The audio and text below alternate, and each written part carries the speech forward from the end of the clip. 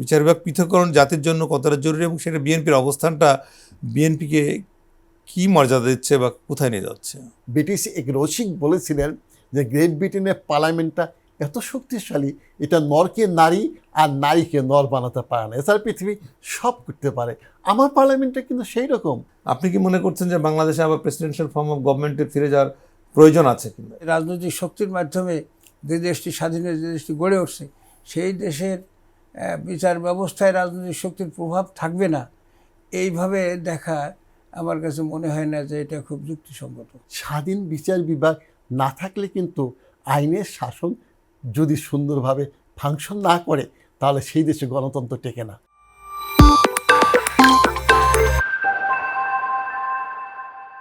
আসসালামু আলাইকুম প্রিয় দর্শক, বাংলা নিউজের নিয়মিত আয়োজন এডিটরস চয়েসে আপনাদের স্বাগত। আজকে আমরা যে বিষয়গুলো আলোচনা করব তার মধ্যে রয়েছে যে বিএনপি সরকার গঠিত হওয়ার পর আজ প্রায় 2 মাস হতে চলেছে। ইতিমধ্যে আমরা দেখছি যে আমাদের প্রধানমন্ত্রী কয়েকটি ভূমিকা বেশ প্রশংসিত এবং তার কর্মতৎপরতা, কর্ম উদ্যোগ নিয়েও মানুষের মধ্যে ইতিবাচক এক ধরনের মনোভাব তৈরি হয়েছে। অন্যদিকে আমরা দেখছি যে কয়েকটি সংকট হঠাৎ করেই বেশ মাথাচাড়া দিয়ে উঠেছে এবং জাতির জীবনে অত্যন্ত সংকটাপন্ন একটা অবস্থা তৈরি হয়েছে। তার মধ্যে জ্বালানি সংকট, উপসাগরের যুদ্ধ, ইরান, ইসরায়েল এবং আমেরিকার যুদ্ধের সরাসরি প্রভাব পড়েছে বাংলাদেশে। এক ধরনের আতঙ্ক ছড়িয়ে পড়ার কারণে আমরা দেখছি যে তেলের পাম্পে দীর্ঘ লাইন এবং তেল সংকট, জ্বালানি তেলের সংকট এখন সরকারের মাথা ব্যথার কারণ হচ্ছে, যা রাজনৈতিকভাবেও বিএনপিকে অনেকটাই ক্ষতিগ্রস্ত করছে। অন্যদিকে দেখছি যে স্বাস্থ্য খাতের একটা গুরুত্বপূর্ণ বিষয় টিকাদান কর্মসূচি, গত প্রায় 18 মাস এই কর্মসূচি অনেক জায়গায় সঠিকভাবে পালিত না হওয়াতে শিশুরা হামে আক্রান্ত হচ্ছে এবং অনেক সংখ্যক শিশু ইতিমধ্যে মারা গেছে এবং সারা দেশে এটা নিয়ে এক ধরনের হুলস্থুল একটা অবস্থা। আবার দেখছি একই সঙ্গে বাংলাদেশের যে জুলাই আন্দোলনের যে সংস্কার, সেই সংস্কার নিয়ে প্রায় 133টি অধ্যাদেশ জারি করেছিলেন ডক্টর মোহাম্মদ ইউনূস সরকার। সেই অধ্যাদেশের প্রায় 20টি অধ্যাদেশই 4টি রহিত হচ্ছে এবং 16টি এখনও উপস্থাপিত হবে না, এইভাবে রয়েছে। আর বাকি 113টি অধ্যাদেশ বিল আকারে পার্লামেন্ট উত্থাপিত এবং সেগুলো আইনে রূপান্তরিত করার একটা প্রক্রিয়া রয়েছে। কিন্তু যেগুলো রহিত হচ্ছে বা যেগুলো উপস্থাপিত হচ্ছে না সেগুলো অত্যন্ত গুরুত্বপূর্ণ, জুলাই আন্দোলনকারীদের জন্য খুবই এটা সেন্সিটিভ, সংবেদনশীল ছিল। সে নিয়ে ইতিমধ্যেই বিএনপির আন্তরিকতা নিয়ে প্রশ্ন উঠতে শুরু করেছে। প্রতিপক্ষরা বলছে যে বিএনপি তাদের নিজের আন্দোলনের অথবা 21 দফার সঙ্গেই কি 31 দফার যে ছিল সেটার সঙ্গে কি বিএনপি সঠিকভাবে অবস্থান নিচ্ছে না এটার ভুল ব্যাখ্যা আছে। এই বিষয়গুলো আলোচনার জন্য আমরা আজকে স্টুডিওতে নিয়ে এসেছি ঢাকা বিশ্ববিদ্যালয়ের রাষ্ট্রবিজ্ঞান বিভাগের অধ্যাপক ডক্টর নুরুল আমিন ব্যাপারী আমাদের সঙ্গে রয়েছেন। আপনাকে স্বাগতম। পাশাপাশি রয়েছেন সিনিয়র সাংবাদিক, যশোর থেকে প্রকাশিত সংবাদ মাধ্যম দৈনিক লোক সমাজের প্রতিষ্ঠাতা সম্পাদক এবং যশোর প্রেস ক্লাবের সাবেক সভাপতি ফকির শওকত। আপনাকে বাংলা নিউজের স্টুডিওতে স্বাগত জানাচ্ছি। প্রথমেই আমরা চলে যাব অধ্যাপক নুরুল আমিন ব্যাপারী স্যারের কাছে। স্যার, আমি যে বিষয়টা উপস্থাপন করলাম, সংকট সরকার গঠনের সাথে সাথেই বেশ একটা মধুচন্দ্রিমা কাল আমরা দেখেছি কিছুদিন, তারপর থেকে দেখলাম যে জ্বালানি সংকট এবং এই সংকটটা এখন সরকারের মাথা ব্যথার কারণ হয়ে দাঁড়িয়েছে। অন্যদিকে স্বাস্থ্য ঘাটতি বা যে হামের টিকা নিয়ে এক ধরনের আলোচনা হচ্ছে। সবই পুরনো ফেলে আসা সরকারের কিছু ফেলে আসা সরকারের, অর্থাৎ অন্তর্বর্তীকালীন সরকার 18 মাস এবং তারও আগে 17 বছর শেখ হাসিনার যে স্বৈরাচারী আমল, ফ্যাসিস্ট আমলের যে ব্যবস্থাপনা, তারই ত্রুটি আমরা বেরিয়ে আসতে দেখছি। আবার পারস্য উপসাগরে যে যুদ্ধ, তারও একটা কুফল আমরা দেখছি যে সরকারের কাঁধে চেপে বসেছে। এই দুটো বিষয় রয়েছে। আর অন্যদিকে সংস্কার যে দাবি, সেই দাবি বাস্তবায়ন, সংবিধান সংশোধন ইত্যাদি বিষয়গুলো আপনি কীভাবে মূল্যায়ন করেন? অনেক ধন্যবাদ। আপনি যে প্রশ্নগুলি অবতারণা করেছেন অত্যন্ত গুরুত্বপূর্ণ এবং এই প্রশ্নের মাঝে মাঝে অবশ্য আপনি কিছু উত্তরও দিয়েছেন কি জন্য এই প্রশ্ন সমস্যাগুলি সৃষ্টি হয়েছে। যেহেতু সমস্যা তৈরি হয়েছে এটি প্রশ্ন করেছেন, তারই মাঝে আমরা উত্তর খুঁজে পাব। তবে প্রথমে আমি বলতে চাচ্ছি মাননীয় প্রধানমন্ত্রী জনাব তারেক রহমান সাহেবের নেতৃত্বে যে সরকারটি প্রতিষ্ঠিত হয়েছে, এটাকে আমি অভিনন্দন আগেও জানাইছি, আজকেও জানাই। আর আমি বলবো, এখন পর্যন্ত এই সরকারের পুরোপুরি মূল্যায়নের কোনো সময় আসেনি। অত্যন্ত অল্প একটি সংক্ষিপ্ত একটি সময়, আমার মনে হয় না 1.5 মাসও গিয়েছে, অল্প একটি সময়। তবে হ্যাঁ, অনেকে বলতে চাচ্ছে যে প্রভাতের লাল টকটকে সূর্য দেখে যেমন বলা যায় দিনটি কেমন যাবে, তেমনি সরকারের প্রাথমিক কর্মকাণ্ড দেখে বোঝা যাবে সরকার কেমন যাবে। সেক্ষেত্রে কিন্তু আমি বলবো তারেক রহমান কিন্তু সূত্রপাত করেছেন ভালো দিয়ে। কীভাবে আমি বলবো, দেখেন আপনি, তার যে বিশেষ করে তার নিরাপত্তার যে একটা বহর ছিল, সেই বহরে দেখবেন প্রায় 14টি গাড়ি এবং বিশেষ রাস্তাঘাট আটকিয়ে আগের প্রধানমন্ত্রীরা যাতায়াত করতো, তিনি কিন্তু 4টি মোট গাড়ি রেখেছেন। এমন কোনো ব্যবস্থার মাধ্যমে যান না যে রাস্তাঘাটটা আটকে ঘন্টা পর ঘন্টা বন্ধ হয়ে থাকবে, জ্যাম সৃষ্টি হবে। এটা প্রশংসিত হয়েছে। আরও প্রশংসিত হয়েছে তিনি মাঝে মাঝে করমর্দন করেন সাধারণ নাগরিকদের সাথে, এবং ড্রেসটা কিন্তু খুব সহজভাবে এবং সাধারণ ড্রেস, যেটি অনেকেই তার পিতার কথা স্মরণ করিয়ে দেয়। শহীদ রাষ্ট্রপতি জিয়াউর রহমানের যে ব্যবহার, যে কথাবার্তা, যেভাবে চলতেন, সেদিকে স্মরণ করে দেয়। তাহলে প্রথম দিকটাই কিন্তু আমরা বলবো প্রশংসনীয়। কিন্তু সমস্যা তার শুরু হয়েছে বেশ কয়েকটি সমস্যা। সেটি আমরা দেখব তার দলীয় কিছু সমস্যা, দেশের কিছু সমস্যা এখানে আছে। আরেকটি যেটা আপনি প্রশ্ন করেছেন, তার সুন্দর উত্তর আমার মনে হয় দিয়েছেন, সেটি হচ্ছে উপসাগরীয় যুদ্ধের মাধ্যমে কিন্তু সৃষ্টি হয়েছে তেলের সংকটটি। শুধু বাংলাদেশে না, এই তেলের যে সংকটটি, এই সংকটটি কিন্তু পুরো পৃথিবীব্যাপী। বিশেষ করে আমাদের মতো দেশগুলো এবং মনে করেন পশ্চিমা দেশগুলোতে কিন্তু সংকট হয়েছে। কিন্তু পশ্চিমা দেশের মানুষ সেটা লজিক্যাল ওয়েতে, যুক্তির বুনন দিয়ে তারা এটাকে বিশ্লেষণ করবে। কিন্তু আমাদের মতো দেশগুলোতে আবেগপ্রবণ হয়ে সাধারণত বিশ্লেষণ করবে কেন বাড়ছে। আরেকটা বিষয় হচ্ছে, আমার দেশের এই যে ব্যবসায়ী শ্রেণী যারা এই বিতরণ করে তেল, এতে দেখবেন সততা নেই। তারা বেশি লাভ করার জন্য সাধারণ নাগরিকদের ভোগান্তির মধ্যে ফেলায়। এটা চিন্তা করে দেখবেন অনেক জায়গায় প্রচুর পরিমাণ তেল পাচ্ছে, তারপরে দেখা যাচ্ছে তারা লুকিয়ে রাখছে, জমা করে রাখছে, কিন্তু তারা ওই তেলটা জনগণের নিকট, জনগণ যেন সহজলভ্য হয় সেটা করতেছে না। তবে গতকাল রাত্রে যে ঘটনা ঘটেছে, তাতে আমি আশাবাদী। পাকিস্তানের আপনার ইনিশিয়েটিভের মাধ্যমে মার্কিন যুক্তরাষ্ট্রের যে মুখটা রক্ষা করেছে, পাকিস্তানের মাধ্যমে ট্রাম্প সাহেবের মুখটা রক্ষা হয়েছে। আপাতত 10 দিনের যে যুদ্ধবিরতি যা চুক্তিটা স্বাক্ষরিত হয়েছে, সেখানে আমার মনে হয় তেলের দামটা এখন কমে যাবে। কারণ আমি আশা রাখি এই আলাপ আলোচনার মাধ্যমে হয়তো বা এমন একটা পথ, এমন একটা ওয়ে সৃষ্টি হবে যেখানে উপসাগরীয় যুদ্ধটা যেন আর দীর্ঘায়িত না হয়, এখানেই সমাপ্তি হয়। কারণ যুদ্ধের মাধ্যমে কখনো সমস্যা সমাধান করা যায় না, আলাপ আলোচনার মাধ্যমে সমস্যার সমাধান করতে হয়। আর এই প্রসঙ্গে আমি শেষ করব, আপনার হাতে আর সময় নেই, শেষ করবো এই জন্য, এই যে প্রতিটি যুদ্ধ কিন্তু পৃথিবীতে বিরাট একটা পরিবর্তন নিয়ে আসে, বিশেষ করে এই ধরনের বড় যুদ্ধগুলো। যেমন আমাদের সামনে যদি সহজ করে দেখি, দ্বিতীয় বিশ্বযুদ্ধের পরে দেখবেন পুরো পরিবর্তন সাধিত হলো সাম্রাজ্যের। অর্থাৎ সাম্রাজ্যবাদ কিন্তু ধ্বংস হচ্ছে নাই, একটি সাম্রাজ্যবাদ থেকে অন্য সাম্রাজ্যবাদে রূপান্তরিত হলো। ব্রিটিশ সাম্রাজ্যবাদের হাত থেকে মার্কিন সাম্রাজ্যবাদের হাতে চলে গেল। কিসের মাধ্যমে হলো? তারপরে পেট্রোডলারের মাধ্যমে। আমার মনে হয় এই যুদ্ধটায় নতুন একটা সাম্রাজ্য অথবা নতুন একটা রাজনৈতিক মেরুকরণ সৃষ্টি হবে।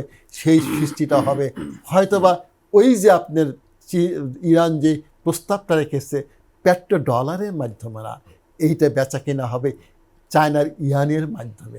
এটা হলেই কিন্তু ওই যে মার্কিন যুক্তরাষ্ট্রের আধিপত্য, যেটা পৃথিবীব্যাপী পেট্রোডলারের আধিপত্য পরিবর্তন হয়ে হয়তোবা মেরুকরণ অন্যভাবে শুরু হতে পারে।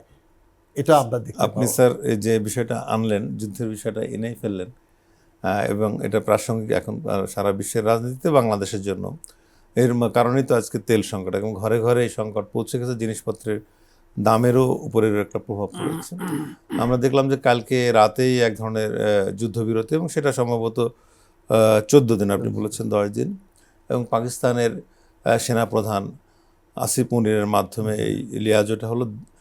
কে জিতলো কে হারলো এ নিয়ে অনেক গবেষণা হচ্ছে, কিন্তু দুটো বিশাল বড় শক্তির বিরুদ্ধে ইরান একা যুদ্ধ করে, এবং ওই উপসাগরীয় অঞ্চল মধ্যপ্রাচ্যের বিভিন্ন আরব দেশে মার্কিন ঘাঁটি রয়েছে, সেখানেও ইরান হামলা চালিয়েছে। মানে ইরান কিন্তু একা ফাইট করেছে, এবং এখানে এক ধরনের শক্তিমত্তার প্রদর্শন, যেটা মানুষকে বিস্ময় জাগিয়েছে। তারপরেও আজকের পর্যন্ত মানুষের অ্যানালিসিস বা বিশ্লেষণ, ইরান ভয়াবহ রকমভাবে ক্ষতিগ্রস্ত হয়েছে, কিন্তু তাদের বীরত্ব, তাদের সাহস, সব কিছু মিলে তারা এই মুহূর্তে আমরা মনে করছি যে এক ধরনের বিজয়ী দল হিসেবে বা বিজয়ী দেশ হিসেবে আত্মপ্রকাশ করতে। সেই কারণে আপনি মনে হয় বলছেন যে নতুন মেরুকরণের দিকে যেতে পারে, মধ্যপ্রাচ্যে শক্তির একটা নতুন উত্থান ঘটতে যাচ্ছে, এমন কিছু বলছেন। এটা যুদ্ধের একটা দিক বললেন।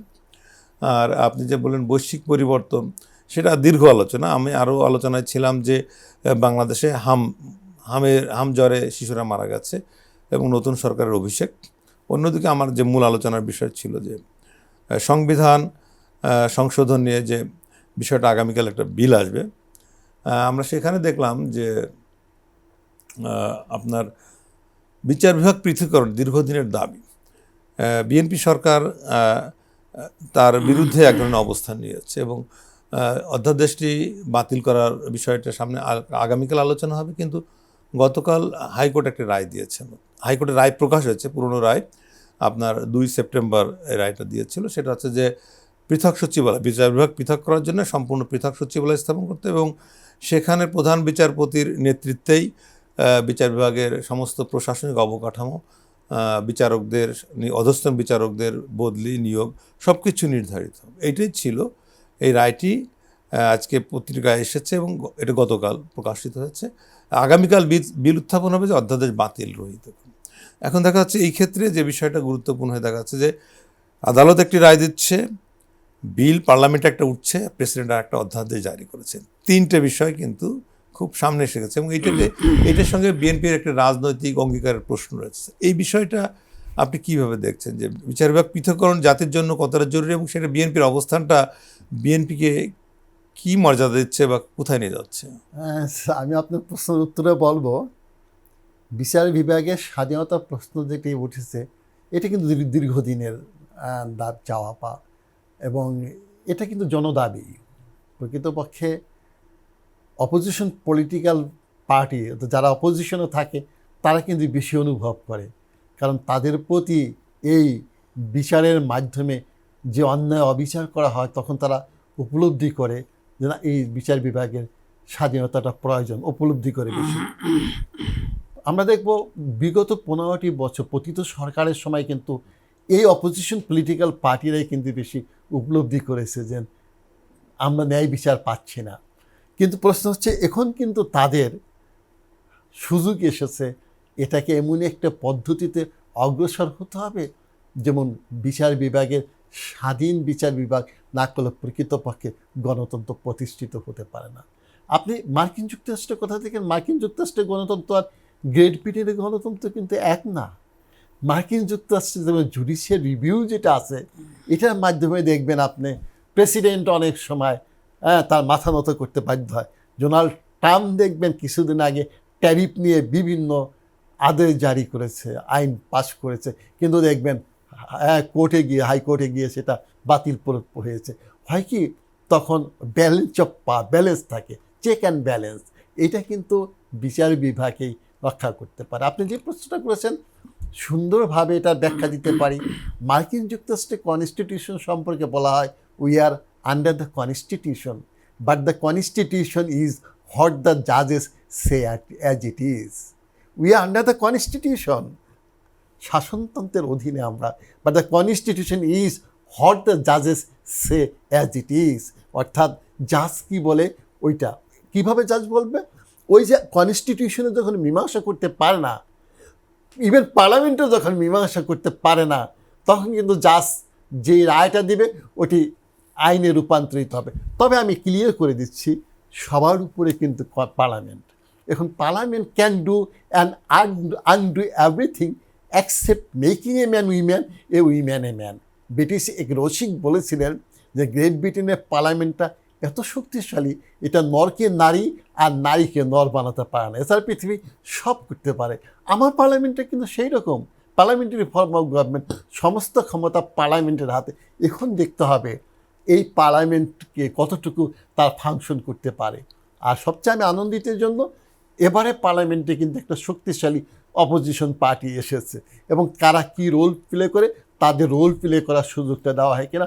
সবচেয়ে তার আগে আমি একটা আশাবাদ ব্যক্ত করব প্রধানমন্ত্রীর উপরে। যে একটা পার্টির মধ্যে কিন্তু বিভিন্ন মেরুকরণ থাকে, আমরা সহজে দেখি পার্টিটাই সিদ্ধান্ত এটা, কিন্তু পার্টির ভিতরের মধ্যে ইন্টারেস্ট গ্রুপ এক একটা এক একভাবে কাজ করে। সেই ক্ষেত্রে বেশি রোল প্লে করতে হয় প্রাইম মিনিস্টার তারেক রহমান সাহেব। আমার মনে হয় সিদ্ধান্ত গ্রহণ করতে পারবেন এজন্য, কারণ এই পার্টির পিছনে তার পিতা, মা এবং তারও অনেক কায়িক শ্রম আছে, মেধা মনন দিয়ে পার্টিটা এখানে তৈরি করছেন। আমার মনে হয় জনগণের সেন্টিমেন্ট, এদেশের জনগণ গণতন্ত্রকে ভালোবাসে, বাক ব্যক্তির স্বাধীনতা চায়, সেদিকে লক্ষ্য করে উনি হয়তো বা ওই পার্টির ইন্টারেস্ট, কোটারি ইন্টারেস্টটাকে বাদ দিয়ে জাতির ইন্টারেস্টের দিকে তাকিয়ে সিদ্ধান্ত গ্রহণ করলেই সমস্যার সমাধান হয়ে যাবে। ধন্যবাদ। আমরা আসি জনাব ফকির শওকতের কাছে। আমরা যে প্রশ্নে ছিলাম, সংবিধানের এই গুরুত্বপূর্ণ বিষয়টি নিয়ে বিচার বিভাগের স্বাধীনতার প্রশ্নটি সামনে এসেছে। আদালত একটি রায় দিয়েছে হাইকোর্ট, এবং সেটা অ্যাপিলেট ডিভিশনে আবার শুনানিতে যাবে। আবার একই সঙ্গে অধ্যাদেশ জারি ছিল যেটার বিরুদ্ধে বা যেটা রহিত করার জন্য আগামীকাল পার্লামেন্টে বিএনপি বিল আনছে। অন্যদিকে অ্যাপিলেট ডিভিশনের রায়ের উপরেই সংবিধানের সংশোধন বা বিয়োজন অনেক কিছু পার্লামেন্টের আইন দ্বারা, পার্লামেন্টের আইন কি মানে অ্যাপিলেট ডিভিশন রায় দিয়ে খারিজ করে দিতে পারে কিনা, এই প্রশ্নটা সামনে আসছে। আর বিএনপির রাজনৈতিক অবস্থানটা আপনি কিভাবে মূল্যায়ন করছেন, জনাব ফকির শওকত? আমি পুরো বিষয়টাকে বাংলাদেশের টোটাল এই যে পথ চলার পার্সপেক্টিভে দেখতে চাই, যে বাংলাদেশের এই যে স্বাধীনতার 71 সালের পরের থেকে এই দেশটি কীভাবে চলছে। এখানে পার্লামেন্ট আছে, এখানে সরকারের ফর্ম মাঝে মাঝে পরিবর্তিত হয়েছে, এখানে কোনো কোনো সামরিক শাসন আসছে, এখানে প্রেসিডেন্সিয়াল ফর্ম অফ গভর্নমেন্টও আসছে, এখানে একটা বিচার বিভাগ, কিন্তু এটা আমাদের ধারাবাহিকতার ব্রিটিশ আমল থেকে পাকিস্তান আমল হয়ে বাংলাদেশ পর্যন্ত যে ধারাবাহিকতা, একটা বিচার বিভাগ এখানে এক্সিস্ট করে। তা সেই বিচার বিভাগ এবং সেই বিচার বিভাগের ভেতরে এক ধরনের আমরা পরম্পরা পাই, তো সেইটারই আমরা উত্তরাধিকার। কিন্তু আমরা পথ চলতে যে দেখেছি বিচার বিভাগের উপরে শাসন বিভাগ একটা কর্তৃত্ব করে। সেটা আগে যেটা ছিল যে আমলাতন্ত্রের মাধ্যমে বিচার বিভাগের উপর একটা কর্তৃত্ব করা হতো। বিচারের যে ক্ষমতা সেটা ডিসি বা ম্যাজিস্ট্রেটের হাত থেকে সরাই নিয়ে, এর জন্য পৃথক বিচার ব্যবস্থাকে আমলাতন্ত্রের হাত থেকে সরাই নিয়ে যাওয়া হয়েছে। এখন যেটা প্রশ্ন আসছে যে সরকারি দল, সেই সরকারি দল বিচার বিভাগের উপরে কতটা খবরদারি করবে বা বিচারক নিয়োগে সরকার কোনো নিয়ন্ত্রণ করবে কি করবে না, পয়েন্টটা সেখানে এসে দাঁড়াইছে বলে আমার কাছে যত মনে হচ্ছে। তা এখানে এই কোশ্চেনটা, এটা একটা জটিল প্রশ্ন, এ ব্যাপারে সহজে কিন্তু এই প্রশ্নের জবাব দেওয়া খুব কঠিন। কারণ হচ্ছে যে যেখানে গণতন্ত্র এই স্থিতিশীলতা পায়নি, যেখানে রাজনৈতিক দল বা রাজনৈতিক শাসন স্থিতিশীলতা পায়নি, এটল সারা দেশের মানুষের মতামত প্রতিফলিত হয় নির্বাচনের ভেতর দিয়ে, রাজনৈতিক দলের শাসনের ভেতর দিয়ে। তা সেই জায়গাটাই যখন বারবার হোঁচট খাচ্ছে, সেখানে বিচার বিভাগকে আমরা স্বাধীন করে দিলাম। অর্থাৎ যদি দেহের একটি হাত বা পা এটা যদি বাড়তি শক্তিশালী হয়ে যায়, তাহলে দেহের সাথে সেটা কিন্তু সংগতিপূর্ণ হবে না, সেটি ঠিকমতো কাজ করতে পারবে না। গণতন্ত্র এবং শাসন বিভাগটা যতক্ষণ পর্যন্ত ঠিকভাবে অ্যাক্ট করতে না পারছে, তার অন্যান্য যে রাষ্ট্রের যে অন্যান্য উইংগুলো আছে, সেই উইংগুলো কিন্তু একটাকে বাড়তি ক্ষমতা দিলেই যে সব কিছু সমস্যার সমাধান হয়ে যাবে, আমি তা মনে করি না। আমরা এখনও নির্ধারণ করতে পারি নাই যে বাংলাদেশের শাসন ব্যবস্থাটা কোন কাঠামোর পরে হবে। আমি গতকাল একটি টক শোতে আমার কথা বলার সুযোগ হয়েছিল, আমি সেখানে বলার চেষ্টা করেছি যে পঞ্চম সংশোধনীর মাধ্যমে বাংলাদেশে যে সংবিধান প্রণয়ন হয়, যে শাসন কাঠামো প্রণয়ন হয়, সেখানে প্রেসিডেন্ট এবং পার্লামেন্টের ক্ষমতার একটা ভারসাম্য ছিল। জিয়াউর রহমান এটি প্রতিষ্ঠা করে যান বহুদলীয় গণতান্ত্রিক ব্যবস্থার মাধ্যমে। প্রেসিডেন্সিয়াল ফর্ম অফ গভর্নমেন্ট এবং পার্লামেন্টারি ব্যবস্থা একটা ভারসাম্যপূর্ণ শাসন ব্যবস্থা কায়েম করেন। কিন্তু সামরিক শাসক এরশাদ এসে পুরো ব্যবস্থাটাকে নষ্ট করে দিয়ে এক ব্যক্তির শাসন সেখানে কায়েম করে, যার ফলে পরবর্তী সময়ে যে 89 সালে এরশাদ পতনের পরে যে নির্বাচন হয়, সেখানে 90 সালে যে নির্বাচন হয়, সেখানে বলা হতে লাগলো যে পার্লামেন্টারি ব্যবস্থাই হচ্ছে একমাত্র ব্যবস্থা যেটার মাধ্যমে গণতন্ত্র চর্চা হতে পারে। এরকম একটি আওয়াজ সামনে এনে যে নির্বাচনের পরে খালেদা জিয়াকে অনেকটা বাধ্য করা হলো যে বিএনপির যে প্রেসিডেন্সিয়াল ফর্ম অফ গভর্নমেন্টের যে রাজনীতি, সেখানে তাকে বাধ্য করা হলো পার্লামেন্টারি ব্যবস্থায় নিয়ে যাওয়ার জন্য। তিনি দেশের বৃহত্তর স্বার্থে সেটা করেছিলেন, কিন্তু কিছুদিন পরেই দেখা গেল যে মাগুরার একটি উপনির্বাচনকে কেন্দ্র করে বিএনপিকে অস্থির করে তুলল। তখনকার বিএনপির সাথে তখন জামাত তাকে ভেতরে সরকার গঠনের সমর্থন দিলেও ওই মাগুরা নির্বাচন নিয়ে জামাত তখন রাজপথে নামলো যে এখানে কেয়ারটেকার সরকার দিতে হবে। আওয়ামী লীগ নামলো যে তত্ত্বাবধায়ক সরকার দিতে হবে। দেওয়ার পরে পার্লামেন্টারি গণতন্ত্রের সাধারণ পথ চলা, অর্থাৎ এটা হচ্ছে যে একটি নির্বাচিত সরকারই পরবর্তী নির্বাচনটা দেবে, এটা হচ্ছে যে পার্লামেন্ট নির্বাচনের বেসিক সিদ্ধান্ত। এখানে কোনো ইন্টেরিয়াম গভর্নমেন্ট বা রাজনীতিবিদদের বাইরে কোনো শাসন এখানে আসার কোনো সুযোগ কিন্তু পার্লামেন্টারি গণতন্ত্রের পৃথিবীর কোথাও নেই। অথচ সেখানে দাবি করা হলো যে অনির্বাচিত ব্যক্তিরা 6 মাস হোক 8 মাস হোক তারা দেশ চালাবে এবং তারা একটি নির্বাচন দেবে, তা না হলে দেশে নির্বাচন সঠিকভাবে হবে না। এই যে জিনিসটাকে প্রতিষ্ঠা করে দেখা গেল যে ওই তত্ত্বাবধায়ক সরকার ব্যবস্থা শেষ পর্যন্ত খালেদা জিয়া তো করলেন ঠিকই, কিন্তু পার্লামেন্টারি গণতন্ত্র যে স্থিতিশীলতা দিতে পারে সেই জিনিসটা কিন্তু ভুল প্রমাণ হলো যে এটা পারে না। এরপরে হলো কি যে আওয়ামী লীগ কোনো না কোনোভাবে, আওয়ামী লীগ যখন 2006 সালে 7-8 সালে ক্ষমতায় আসে, তারা এসে এই তত্ত্বাবধায়ক সরকার ব্যবস্থা বাতিল করলো এবং এমন একটি অবস্থা তৈরি করলো যে সেখানে প্রধানমন্ত্রী এককভাবে এত ক্ষমতাশালী উঠলেন যে গণতন্ত্রের যে চর্চা, সমস্ত চর্চাকে এক ব্যক্তি, এক পরিবার অথবা একটা দল কেন্দ্রিক হয়ে গেল। হওয়াতে হলো কি যে আজকে কিন্তু এটা নিশ্চিত করে বলা যাবে না যে বাংলাদেশে পার্লামেন্টারি ব্যবস্থা হলেই গণতন্ত্রের স্থিতিশীলতা পাবে, এই কথা বলার কিন্তু কোনো সুযোগ আর নাই। অর্থাৎ যে কোনো ব্যবস্থার ভিতর দিয়ে এক না হয়ে ওঠার যে সুযোগ আছে, সেই সুযোগটা কিন্তু বাংলাদেশে বারবার আসছে এবং আমরা এই 54 সিস্টেমের সমস্যা না, এটা ব্যক্তির সমস্যা না। এখানে আছে ব্যালেন্স অফ পাওয়ার, যে আমরা ঠিকমতো তৈরি করতে পারিনি। কোশ্চেনটা হচ্ছে বিচার বিভাগে যে স্যার যে কথা বললেন যে আমেরিকায় বলে যে লটাকে কীভাবে বিচারপতিরা কীভাবে দেখে তারপর নির্ভর করে জনগণের স্বার্থ, এই জন্য বিচার বিভাগের স্বাধীনতার কোশ্চেনটা সামনে এসে যায়। কিন্তু তার পাশাপাশি শাসন ব্যবস্থাটা কেমন হবে এই বিষয়টা কি অবশ্যই গুরুত্বপূর্ণ। আপনাকে মনে রাখতে হবে যে আমেরিকায় একটি কংগ্রেস আছে, একটি সিনেট আছে, যেটা হচ্ছে আমেরিকার প্রেসিডেন্টের যতই ক্ষমতা থাকুক না কেন, কংগ্রেস এবং সিনেট সেখানে একটি গুরুত্বপূর্ণ শক্তি রাখে। সেখানে প্রত্যেকটা স্টেটগুলোর যে গভর্নমেন্ট আছে, সেই গভর্নমেন্টের নিজস্ব কিছু আইন আছে, তারা সেই আইন দিয়ে সেই স্টেটগুলোকে শাসন করে। এই যে ব্যালেন্স অফ পাওয়ার আছে, এইটা আছে বলেই কিন্তু আমেরিকার বিচার বিভাগ এতখানি শক্তিশালী উঠতে পেরেছে। সেই জন্য আমি বলবো যে আমাদের শাসন ব্যবস্থাটা কেমন হবে, আমি মনে করি যে দুটো পরীক্ষা নিরীক্ষায় ব্যর্থ হয়েছে। বিএনপি যে 31 দফার দেশে, সেখানে দ্বিকক্ষবিষ্ট পার্লামেন্টের কথা আছে, সেখানে প্রেসিডেন্ট এবং পার্লামেন্টের ক্ষমতার ভারসাম্যের কথা আছে। এই যে বিএনপি এবার যে 12 তারিখের ভোটে, এখানে একটি গণভোটের প্রথা ছিল, কিন্তু বিএনপি তার নিজস্ব 31 দফা দিয়ে জনগণের কাছে গেছে এবং তারা 2/3 মেজরিটি পাইছে। এই 2/3 মেজরিটি পাওয়া মানে কি, দেশ শাসনের সর্বময় ক্ষমতা কিন্তু বিএনপিকে দিয়েছে।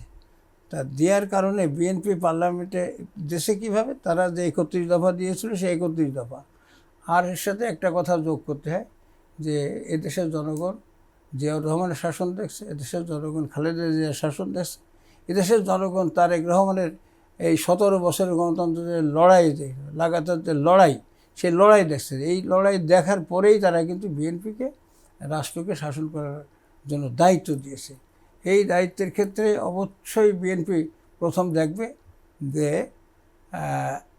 31 দফায় তারা যে জাতির কাছ থেকে যে 31 দফায় যে ম্যান্ডেটটা নেছে, এই ম্যান্ডেটটা হচ্ছে তাদের জন্য ম্যান্ডেটরি।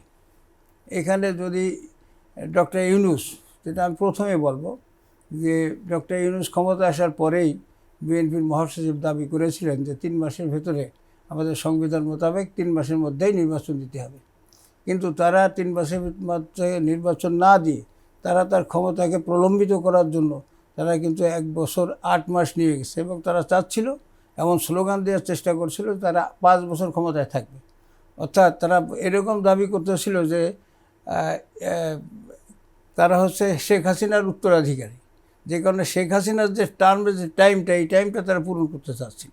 এই যে আকাঙ্ক্ষা তাদের ভিতরে ছিল, ক্ষমতা ধরে রাখার যে আকাঙ্ক্ষা, তার ভেতর দিয়ে এই যে জটিলতাগুলো তৈরি করছে, এই জটিলতার কারণে প্রেসিডেন্টকে দিয়ে অনেকগুলো অধ্যাদেশ তারা জারি করছে।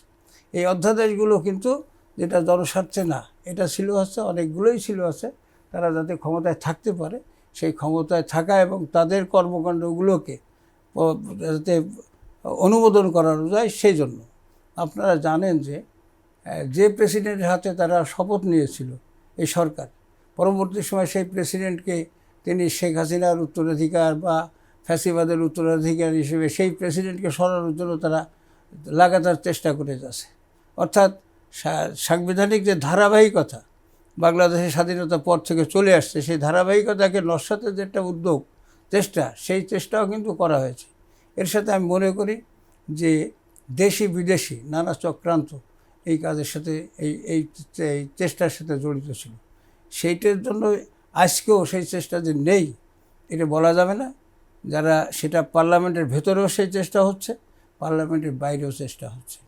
এখানে হাম অথবা তেলের যে সংকট, এটাই আসলে এই সংকটের পিছনেও এই ধরনের কোনো কারসাজি বা এই ধরনের কোনো প্রচেষ্টা এটা কাজ করছে কিনা সেটা আমাদের দেখার দরকার বলে আমি মনে করি। আপনাকে ধন্যবাদ। অনেক অনেক গুরুত্বপূর্ণ কথা বললেন, তার মধ্যে অনেক কথা তৈরি হলো আবারও নতুন করে। আমি একটু আপনাকে বলি যে সংবিধান সংশোধনের যে জায়গাটা এসছে, আমরা জানি যে 1972 সালের সংবিধানের 116 অনুচ্ছেদটা এখন মূল আলোচনা জায়গায় চলে গেছে, বিচার বিভাগ পৃথকীকরণ। সেই সময় ছিল যে ওই 116 অনুচ্ছেদটা সংশোধন হলো 1974 সালে। সংশোধন করে প্রথমে যে আইনটা ছিল 116 অনুচ্ছেদ, মূল জায়গাটা ছিল এরকম যে বিচার বিভাগে চলবে প্রধান বিচারপতির অধীনে এবং তার আওতায় সমস্ত বিচারিক ক্ষমতা তার আওতায় থাকবে, তার অধীনেই বিচার বিভাগ পরিচালিত হবে। সেখানে বিচার নিয়োগ, বদলি সব কিছু ছিল। পরবর্তীতে 74 সালে চতুর্থ সংশোধনের মাধ্যমে ওই ক্ষমতাটা প্রেসিডেন্টের হাতে চলে যায়। বিচার বিভাগের যে স্বাধীনতার জায়গাটা ওখানে খর্ব হয় প্রথমে। হয়তো মানে যা কিছু করবেন রাষ্ট্রপতি করবেন, এমন একটি আইন পরিণত হলো পার্লামেন্টে। আপনাদের মনে আছে এটা 1974 সালের 25শে জানুয়ারি 15 মিনিটের পার্লামেন্টে একটা বাকশাল কায়েম হয় এবং অন্যান্য আরও অনেকগুলো অর্ডিন্যান্স জারি হয়। চতুর্থ সংশোধনী ওই পার্লামেন্টে পাস হয়। সেখানে আমরা পরে দেখলাম যে জিয়াউর রহমানের পিরিয়ডে 5ম সংশোধনীতে এই ক্ষমতাটা অর্থাৎ 116 অনুচ্ছেদ আবার পরিবর্তন হয়, কিছুটা পরিবর্তন হয়ে যে প্রেসিডেন্ট করবেন বটে, কিন্তু সেটা প্রধান বিচারপতির সঙ্গে পরামর্শ করে, ফলে ক্ষমতা আবার চলে আসে বিচার বিভাগের হাতে। পরবর্তীতে আমরা দেখি যে এইটা আপনার 5ম সংশোধনীর মাধ্যমে, অর্থাৎ এটা 2011 সালে শেখ হাসিনার আমলে পার্লামেন্টে আর একটা আইন হয় যে তখন ওখানে আসে সরকার প্রধানের রাষ্ট্রপতির ক্ষমতা আবার চলে আসে এবং যেটা সরকার প্রধানের সঙ্গে আলোচনা করে রাষ্ট্রপতি করবেন। তখন বিচারপতির হাত থেকে ক্ষমতা আবার প্রধানমন্ত্রীর হাতে চলে যায়, যেটা আইন মন্ত্রণালয় যে জিনিসটা এখন যেটা করে যাচ্ছে। এর বিরুদ্ধে কিন্তু আপনার এই 2025 সালের 2 সেপ্টেম্বর রায় দেয় এবং 25 সালেই 30 নভেম্বর একটা অর্ডিন্যান্স জারি করে ডক্টর মোহাম্মদ ইউনূস সরকার। অর্থাৎ এই যে স্বাধীনতার বিষয়টা, এর আগে আরও আগে মাজদার হোসেন মামলার রায়ে কিন্তু বিচার বিভাগের স্বাধীনতার কথা বলা হয়েছে সরাসরি। আমরা কালকে একটা বিলের ব্যাপারটা দেখব। এই অনেক দীর্ঘ একটা বিষয় যে বিচার বিভাগ স্বাধীন হলে আপনি বলছেন যে একটা অঙ্গ যদি বেশি শক্তিশালী হয়ে যায় তাহলে ক্ষতিগ্রস্ত হতে পারে, কিন্তু আমরা দেখছি বিচার বিভাগ স্বাধীন হলে কিন্তু ক্ষমতার ভারসাম্যটাও রক্ষা হয়। আপনি বললেন মার্কিন যুক্তরাষ্ট্রের যে ব্যাপারটা, প্রেসিডেন্সিয়াল ফর্ম অফ গভর্নমেন্টে বাংলাদেশ এখন নেই, আপনি কি মনে করছেন যে বাংলাদেশে আবার প্রেসিডেন্সিয়াল ফর্ম অফ গভর্নমেন্টে ফিরে যাওয়ার প্রয়োজন আছে কিনা? আমি ব্যক্তিগতভাবে মনে করি যে ক্ষমতার একটা ভারসাম্য, আমাদের একটা ভারসাম্য থাকা উচিত।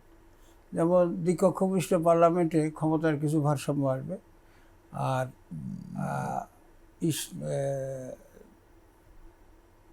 প্রেসিডেন্ট পদ্ধতির থেকে যখন পার্লামেন্টারি ব্যবস্থায় 90 সালে যায়, তখন কিন্তু প্রেসিডেন্টের যত ক্ষমতা ছিল আর প্রধানমন্ত্রীর যত ক্ষমতা, সমস্ত ক্ষমতাই কিন্তু এক ব্যক্তির হাতে নষ্ট হয়। এর ফলে হয়েছে কি যে প্রধানমন্ত্রী এককভাবে বেশি ক্ষমতাশালী হয়ে গেছে। এই জন্য, এবং সেই ধারাবাহিকতা কিন্তু পরবর্তী সময় বজায় থাকছে। পার্লামেন্টারি ব্যবস্থা হলেও সেটা কিন্তু এক ব্যক্তির শাসনকে সামনে নিয়ে আসছে। তা আমি মনে করি যে প্রেসিডেন্ট যদি সরাসরি জনগণের ভোটে নির্বাচিত হন, তাহলে সেটা একটা ক্ষমতার কেন্দ্রবিন্দু।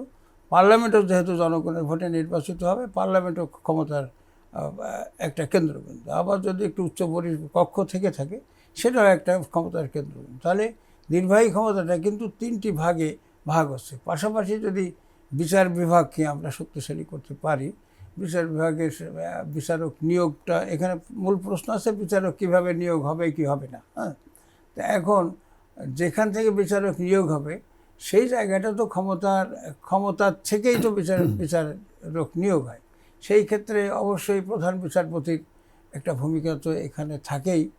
আবার এখানে আমি যতদূর শুনেছি যে এখানে একটি প্রধান বিচারপতি সহ একটি ব্যবস্থা রাখা, যারা সচিবালয় থাকবে, পৃথক সচিবালয় থাকবে, প্রধান বিচারপতির অধীনে সচিবালয়টা পরিচালিত হবে। এইটা হতে পারে না তা না, তবে বিচারক নিয়োগের ব্যাপারটি আমরা দেখেছি যে এর আগেও অনেক সময় বিচারক নিয়োগ হয়েছে, তারা স্বাধীন, কিন্তু আবার সামরিক শাসকরা আসলে তাদেরকে, সেই বিচারকরাই কিন্তু আবার তাদেরকে শপথ পড়াইছেন। অর্থাৎ গণতান্ত্রিক ব্যবস্থার বাইরে বিচারকরা এটা করছেন।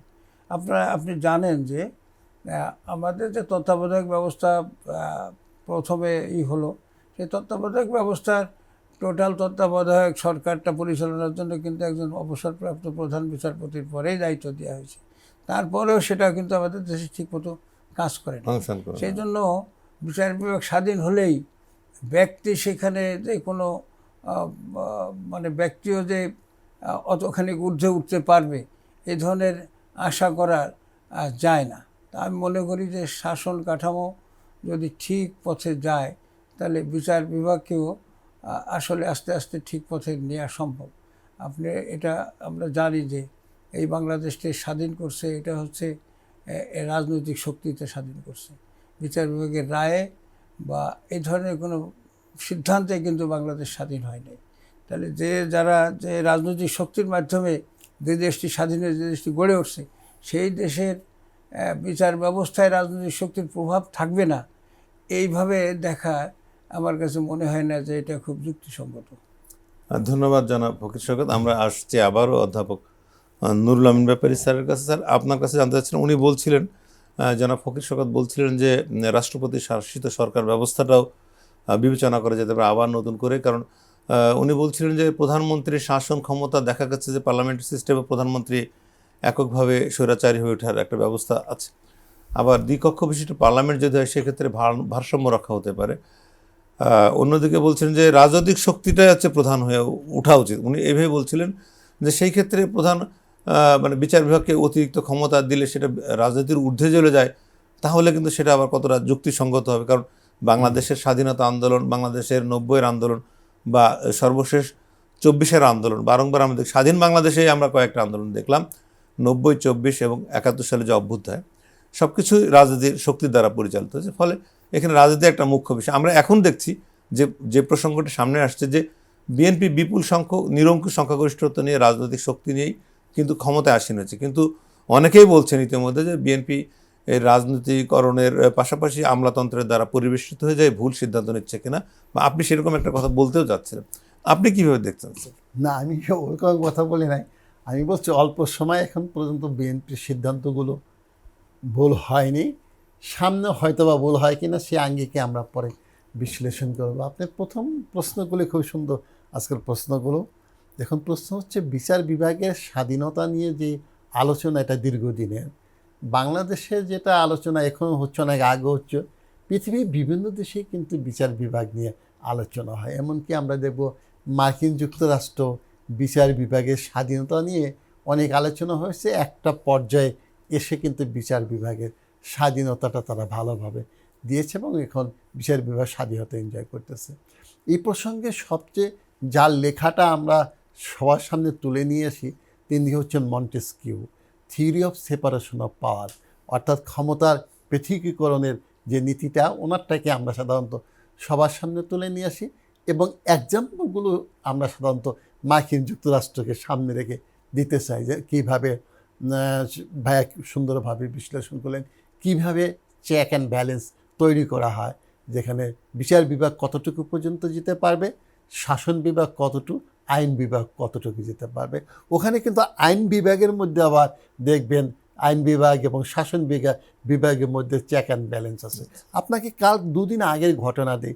এই যে মার্কিন যুক্তরাষ্ট্রের প্রেসিডেন্ট যে কাজটা করলেন, ইরানে আক্রমণ করলেন, এটা কিন্তু উনি পারে, কনস্টিটিউশনে লেখা আছে মার্কিন যুক্তরাষ্ট্রের প্রেসিডেন্ট যে কোনো সময় পৃথিবীর যে কোনো দেশের সাথে যুদ্ধ ঘোষণা করতে পারে, কিন্তু ওই চেক অ্যান্ড ব্যালেন্স উনি 90 দিনের মধ্যে সিনেট দ্বারা ওটাকে অনুমোদন করাতে হবে।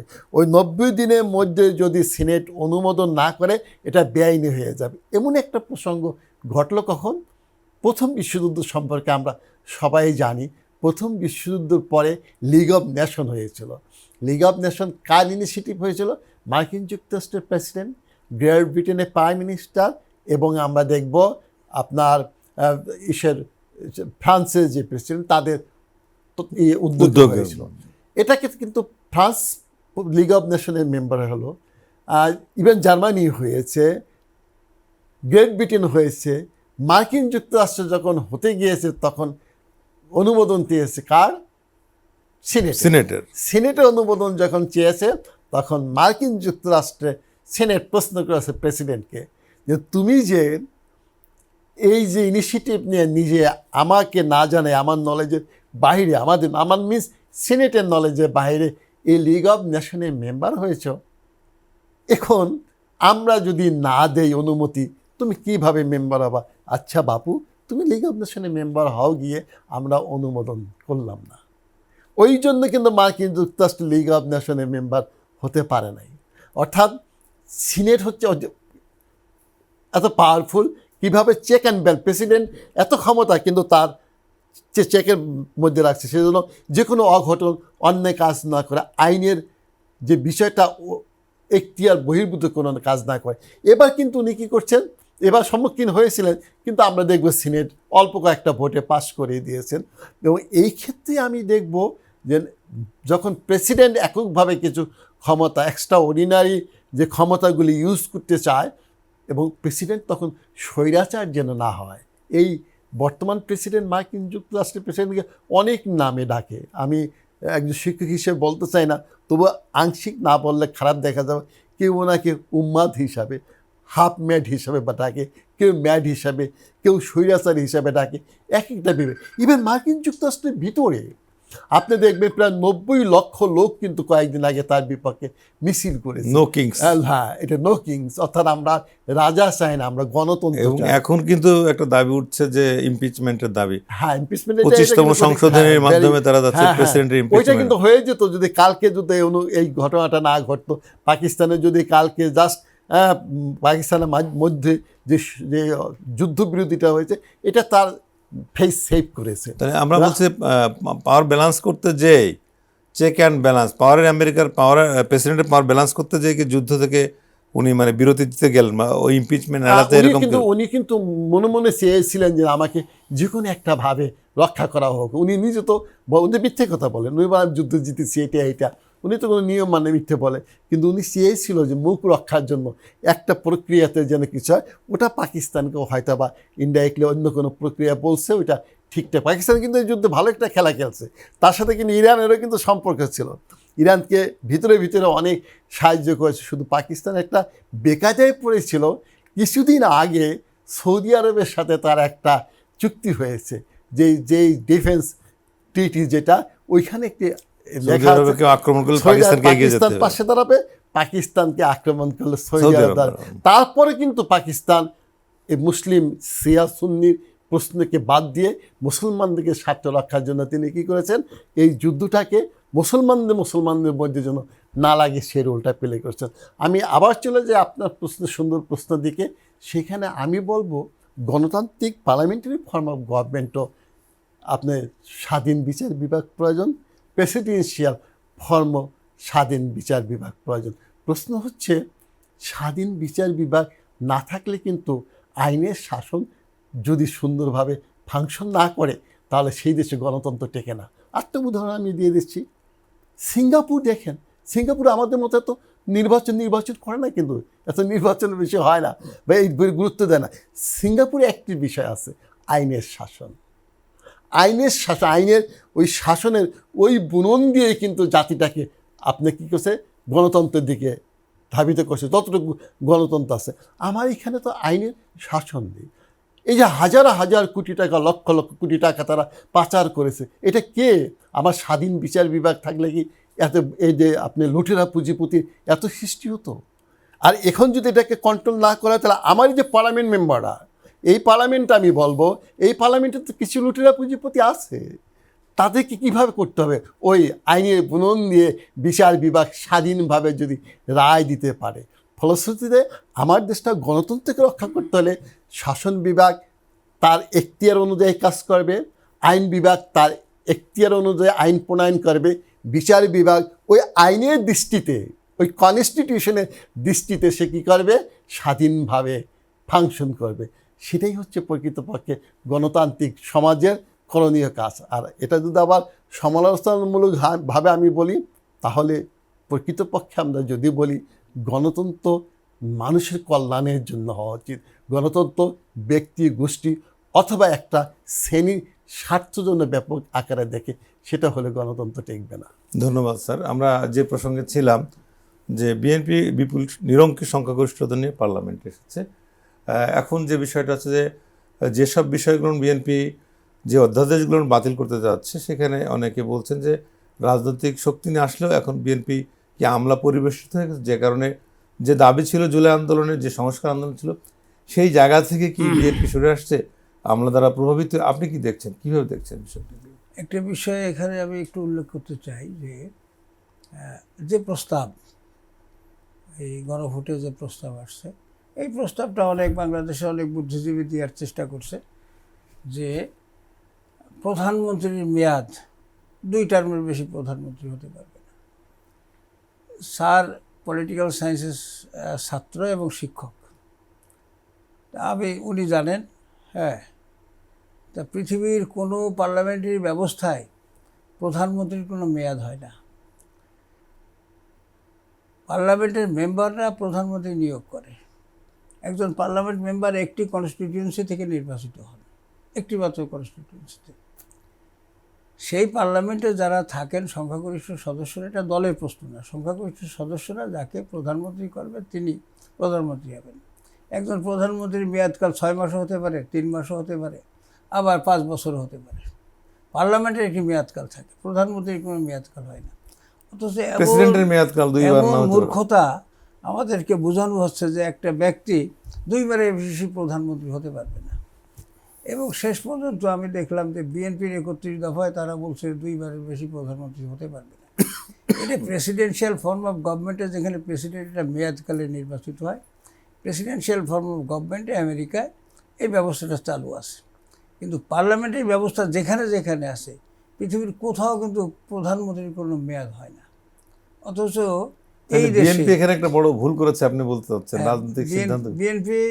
বিএনপি ভুল করছে গিয়ে, মানে 31 দফায় বিএনপিও মেনে নিয়েছে যে প্রধানমন্ত্রীর একটা মেয়াদকাল থাকবে। এটা কিন্তু পার্লামেন্টারি গণতন্ত্রের সাথে যায় না।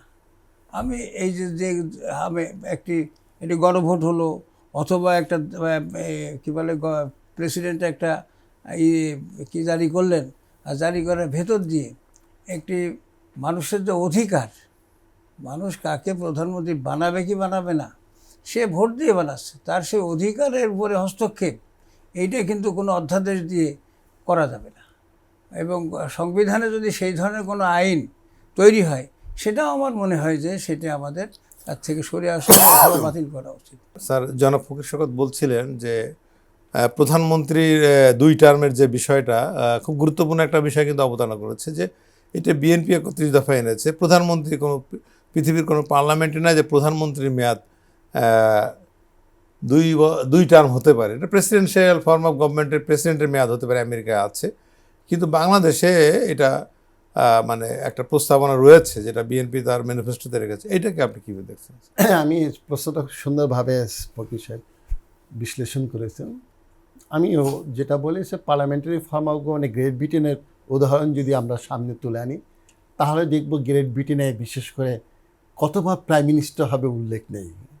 ইভেন আমার প্রতিবেশী রাষ্ট্র ভারতের দিকে যদি তাকায়, পার্লামেন্টারি ফর্ম অফ গভর্নমেন্ট, ওখানে কিন্তু উল্লেখ নেই কতবার হতে পারবে, 2 বার 3 বার না 4 বার, তা নেই। কিন্তু মার্কিন যুক্তরাষ্ট্রে কিন্তু মনে ছিল, মার্কিন যুক্তরাষ্ট্রে 1776-এ যখন স্বাধীন হলো, স্বাধীন হওয়ার কিন্তু রাষ্ট্রপতি শাসিত পদ্ধতিতে তারা গেল, এবং সেখানে জর্জ ওয়াশিংটন কিন্তু প্রথমবার, তার পরের বার যখন প্রেসিডেন্ট হলেন, নির্বাচনে জয়লাভ করে, তখন উনি কিন্তু পার্টি থেকে না, কোনো জায়গা থেকে তাকে কনস্টিটিউশনে কিছু বলা হয়নি। উনি তখন বললেন যে গণতন্ত্রকে ফাংশন করার জন্য, অর্থাৎ ব্যক্তির উপর না, একটা ইনস্টিটিউশনাল শেপ দেওয়ার জন্য, যেন গণতন্ত্র ব্যক্তির জন্য যেন স্বৈরাচারী পদ্ধতিতে তৈরি না হয়ে যায়, যার জন্য আমি 2 বারের বেশি আর প্রেসিডেন্ট, উনি নিজে বললেন কিন্তু আমি 2 বারের বেশি প্রেসিডেন্ট হব না। পার্টি থেকে বারবার বলা হলো তুমি আরও একবার হও, রিকোয়েস্ট করা হলো, তিনি কিন্তু সেটা হননি।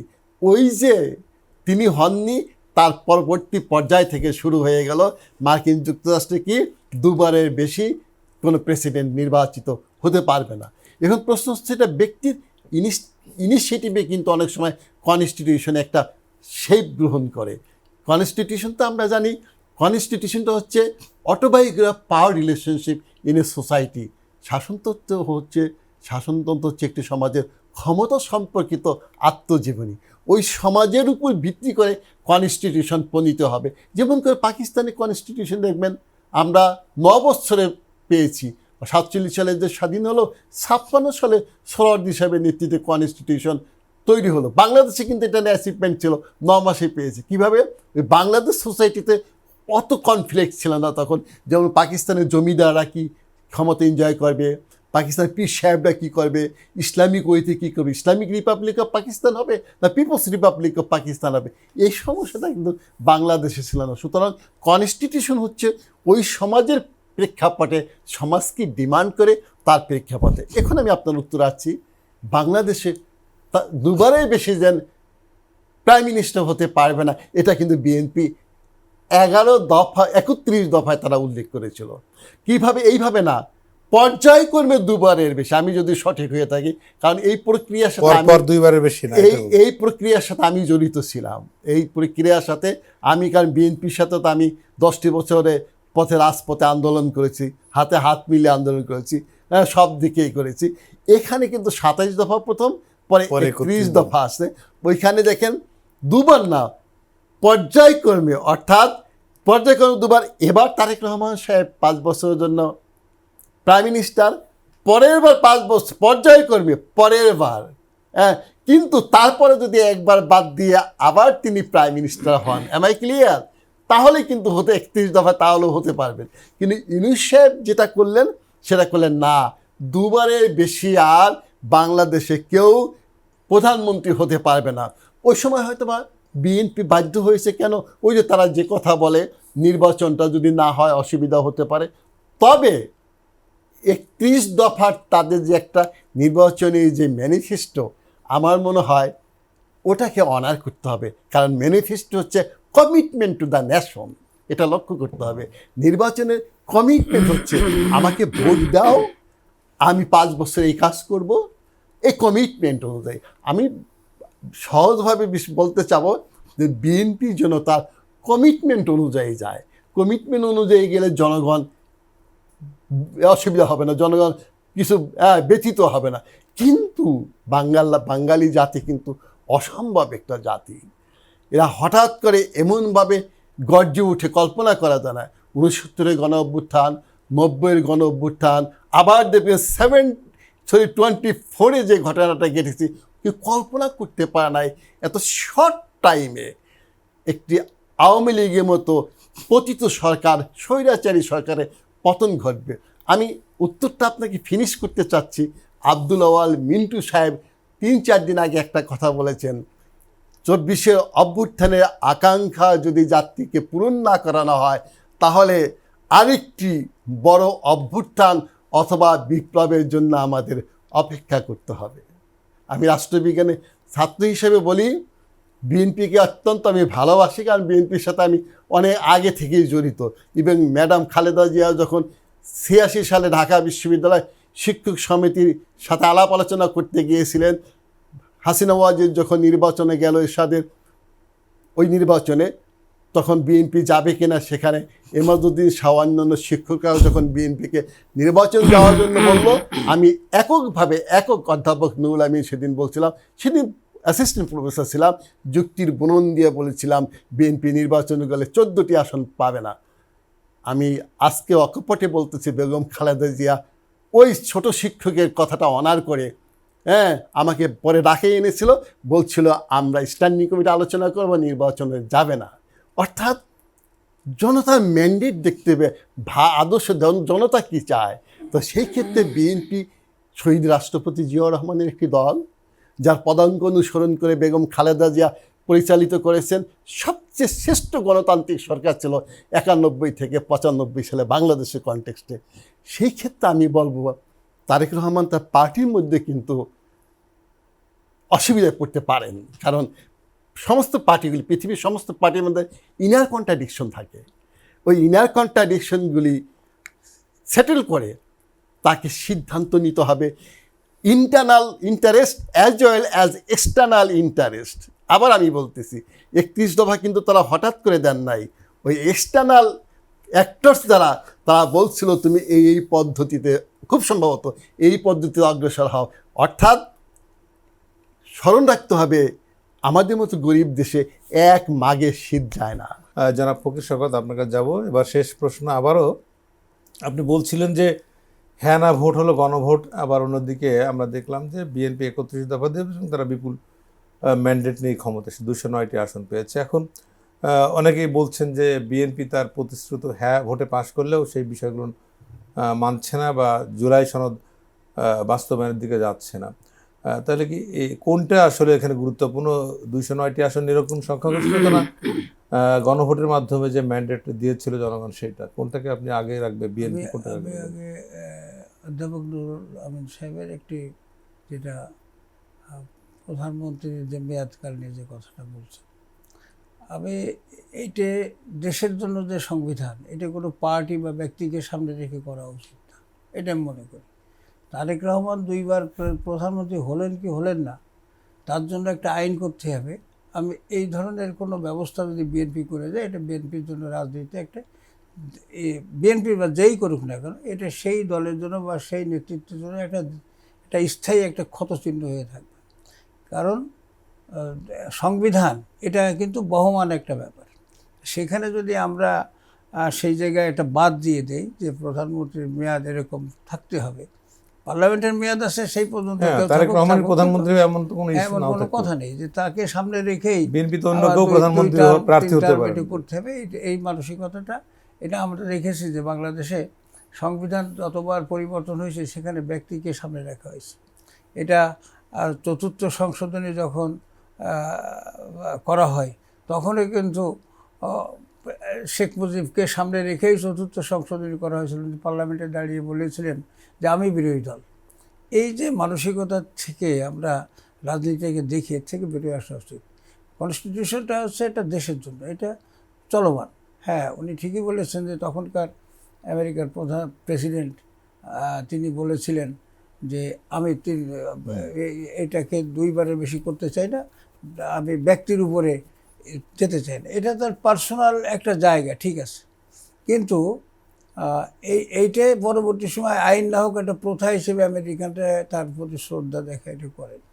কিন্তু আপনি যেখানে একটি ব্যবস্থা যেটা দীর্ঘস্থায়ী চলে আসছে, আপনারা জানেন যে মালয়েশিয়ায় মাহাথির মোহাম্মদ 20 বছর ক্ষমতায় ছিলেন, পার্লামেন্টারি ব্যবস্থায় ছিলেন, তাতে মালয়েশিয়া লাভবান হয়েছে। সিঙ্গাপুরে যিনি ছিলেন 20 বছর ছিলেন, এটাও একটা পার্লামেন্টারি ব্যবস্থা। পার্লামেন্টারি ব্যবস্থায় পার্লামেন্টের মেম্বাররা যাকে সংখ্যাগরিষ্ঠ নেতা তাকে পাওয়ার দিয়েছে, তাতে যে একটা দেশ উন্নত হয় না, বিষয়টা কিন্তু এরকম না, তাতেও হয়।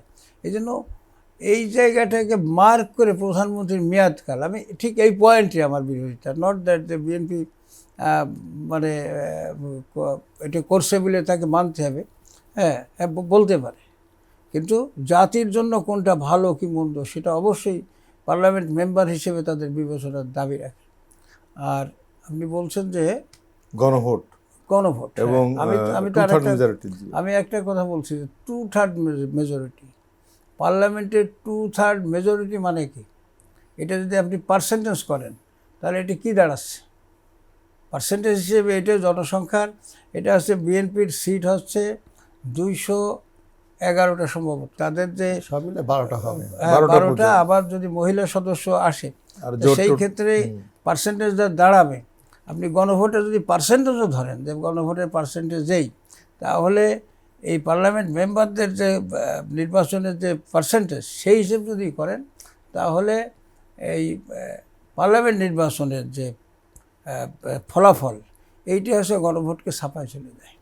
আচ্ছা, খুব গুরুত্বপূর্ণ বিষয়। হ্যাঁ, এটা হচ্ছে গণভোটকে ছাপায় চলে যায়, যে গণভোটের চেয়ে এই ভোটের রায়টা হচ্ছে আরও ইন্ডিকেটর হিসেবে এটা আরও গুরুত্বপূর্ণ।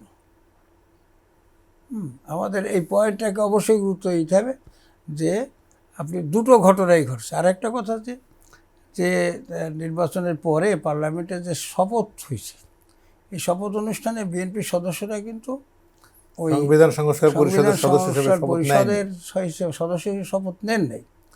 তার একটা শপথ নিলে পূর্ববর্তী শপথটা বাতিল হয়ে যায়, তাহলে সেই ক্ষেত্রে আর একটা পক্ষ বিএনপিকে ওখানে টেনে নিতে যাচ্ছে। আপনাদের এটা মনে রাখতে হবে যে যারা এখন বিরোধী দল, এরা কিন্তু বিএনপিকে বারবার তার রাজনীতির থেকে সরায় আনার চেষ্টা করেছে, বারবার। কিন্তু এরা বিএনপিকে 91 সালে তারা সমর্থন দিয়ে বিএনপির বিরুদ্ধে আবার তারা কেয়ারটেকার গভর্নমেন্টের আন্দোলন করছে। এরা 2001 সালে বিএনপিকে যে মানে উনি একটা উদাহরণ দিয়েছেন যে 91 থেকে 96 যে শাসন ছিল খালেদা জিয়া, তখন ব্রুট মেজরিটি ছিল, সাধারণ মেজরিটি নিয়ে যেভাবে রাষ্ট্র চালাইছেন সেটা এখন স্বর্ণকাল বলছেন। অথচ 2001 সালে জামাতকে সাথে নিয়ে বিএনপি ক্ষমতা চালাইছে, সেইটাই কিন্তু তার জন্য ভালো কোনো ফল বয়ে আনে। এখন জামাত বিএনপিকে যে কোনো কাজে রাজনৈতিকভাবে তারা ব্যবহার করার চেষ্টা বারবার করে গেছে এবং কোনো কোনো সময় সফল হয়েছে। এইবার কিন্তু জামাত ইসলামের সেই সফলতা বিএনপির কাছ থেকে আদায় করতে পারছে না। এখন বিএনপির যেহেতু ক্ষমতায় গেছে, বিএনপিকে তারা তাদের জায়গার থেকে সরানোর জন্য নানা ধরনের চাপ দেবে। রাজনৈতিক ম্যাচুরিটি দিয়েই তারেক রহমানকে এবং বিএনপিকে এটাকে মোকাবেলা করতে হবে। আর আমি এতে খুশি যে ক্ষমতায় আসার পরই এই গভর্নমেন্ট কতগুলো সংকটকে মোকাবেলা করতে আসে। তারেক রহমানের রাজনৈতিক জীবন যদি দেখতে হয়, আমি ব্যক্তির প্রশংসা করার জন্য কথাটা বলছি না, ওনার ফাদার মারা গেছেন, তখন তো অনেক ছোটো ছিলেন, তারপরে দীর্ঘ সময় গেছে, তারপরে ওনার উপরে অত্যাচার হয়েছে, ওনার মা জেল খাটছে, উনি কিন্তু সমস্ত পরীক্ষা নিরীক্ষা পার হয়েই পর্যন্ত আসছেন। আজকে উনি প্রধানমন্ত্রী হয়ে তাকে চাপ দিয়ে দ্রুতই তাকে বাঁকায় ফেলা যাবে, তাকে দিয়ে যা খুশি তাই করা যাবে, এইটা আমার বিশ্বাস হয় না। এই চেষ্টা হতে পারে, তবে জ্বালানি সংকট হোক আর হামের সংকট হোক, আর এই যে ইউনূস সাহেবের রেখে দেওয়া যে সমস্ত দলিল দস্তাবেজ, যে সমস্ত দলিল দস্তাবেজ দিয়ে অধ্যাদেশ দিয়ে সরকারকে যতভাবেই বাধাগ্রস্ত করা হোক না কেন, আমার মনে হয় না জনগণ যে রায় দিয়েছে, যে শক্তি, যে এত বড় ব্রুট মেজরিটি কিন্তু জিয়াউর রহমানও পান নাই, খালেদা জিয়াও পান নাই। তারেক রহমান কিন্তু সেই মেজরিটি পাইছেন। এই জন্য তিনি মানুষের প্রতি আস্থা রেখে এইগুলোকে মোকাবেলা করতে পারবেন বলে আমার দৃঢ় বিশ্বাস আর কি। ধন্যবাদ জনাব ফকির সাহেব এবং ধন্যবাদ জনাব নুরুল আমিন ব্যাপারী। আজকে স্টুডিওতে আমাদের খুব গুরুত্বপূর্ণ কয়েকটি বিষয় আলোচনা হলো। আমরা দেখলাম যে আলোচনার মধ্যে দিয়ে আমরা অনেক বিষয়গুলো জানতে পারলাম, পাশাপাশি অনেক সমাধানের পথও আমরা খুঁজে পেলাম। প্রিয় দর্শক, এই পর্যন্ত আজকের আলোচনা আমরা শেষ করব। এই সব আলোচনার সঙ্গে আপনারা ছিলেন এবং আগামীতে আবার থাকবেন সেই প্রত্যাশা করছি। আজকের মতন এখানে শেষ করছি। সবাইকে ধন্যবাদ এবং শুভেচ্ছা।